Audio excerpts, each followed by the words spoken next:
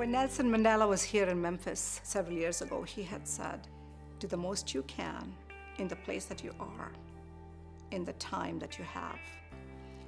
And Jim did exactly that.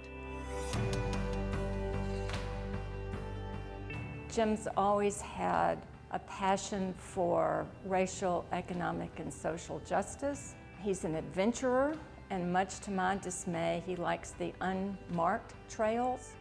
What I would refer to as a visionary leader. You know, he can see the vision, but it's not like he has that vision and steps away. Jim gets his own sleeves rolled up as a participant. He's also really good at bringing others along, motivating others. Initially, we were meeting in churches and public parks and different places, and it was the young people who said, we really would like to have one place that we could call our own.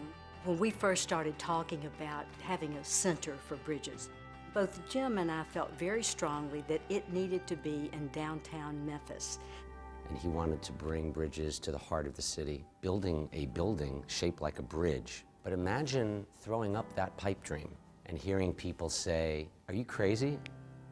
And Jim, in his unflappable way, would say, we can do it.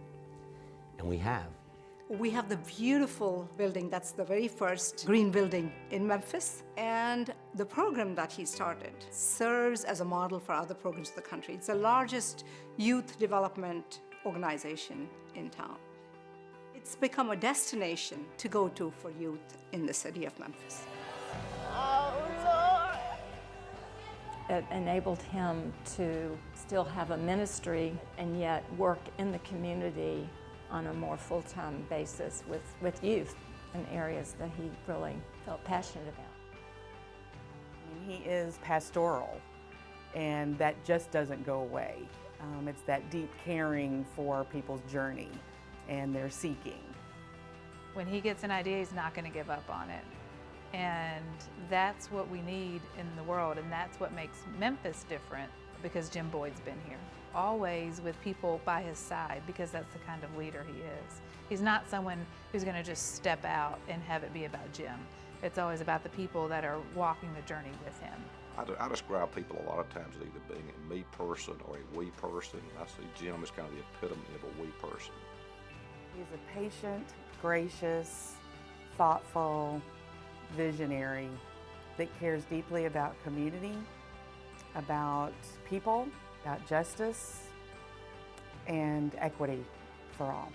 Jim believed in getting others involved. Jim believed in talking with others. Jim believed in transparency. And, you know, those are the things that you're trying to teach the diversity of youth that are there, to be inclusive, to be collaborative, to be transparent, and to communicate. And those were the things that I thought was Jim's leadership strength. Jim lives his leadership in such a way that really reflects the mission of Bridges and Bridge Builders, which is about really paying attention and listening and empower everyone around you.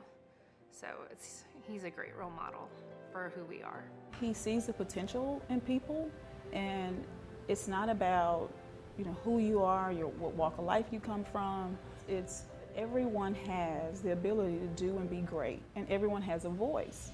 And he pushes people to share your voice, to live into who you are and who you can be, to believe that, you know, we all have something that we can add.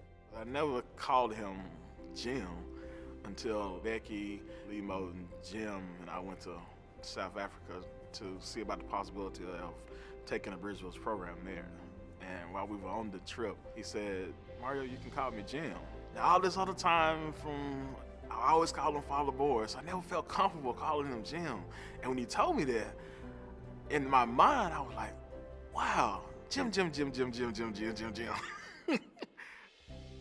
Before Jim left in 2011, he had put into place a growth plan to take Bridges even bigger and expand to more grades and be more accessible to more youth. So it is really that plan that was initiated in 2011 that we are now still working with, and it's working really well thanks to all of the foundation that he laid for that magnificent growth. his intellectual curiosity. When he latches onto a subject, he just doesn't let go until he knows every aspect and every dimension, and you can literally hear his mind and see it churning as he processes data and processes issues. That has paid off tremendously well for Bridges over the years because he's brought that passion for learning to not only his time at Bridges, but also just the whole concept of Bridges.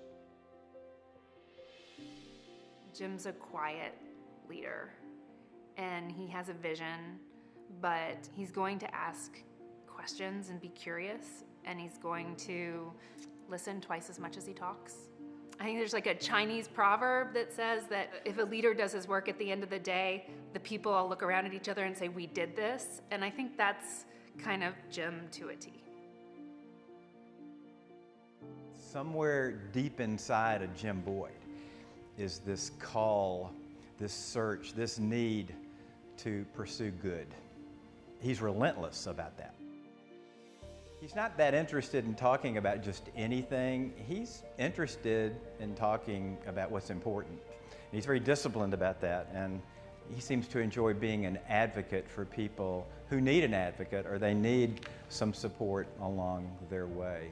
I think that there are so many areas in this city that Jim has played a role in helping to address, whether it be the merger of the city and county schools or the Parks and Recs program. Anything that has dealt with youth, Jim has never been one to hesitate to step up and say, I can do that in service of our children. And I think that he has instilled that responsibility in us to always step up and say, I will do that.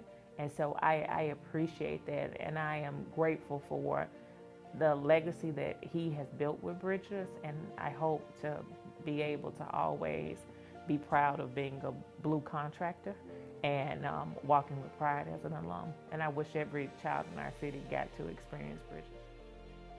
When we were in the process of visioning what the building would be, what we wanted it to be, what we wanted it to stand for, what we meant programmatically and what we meant with this building were in sync around taking ordinary and making it extraordinary. And so it's ordinary materials, it's metal and glass and concrete, but it's the heart and the soul of what happens in that building that makes it extraordinary. So you have Jim Boyd, he's a man like any man walking up and down the street. He's made of the same stuff. But what's at the core and what's on the inside is what makes him extraordinary. So he's an ordinary man that does extraordinary things for a lot of people.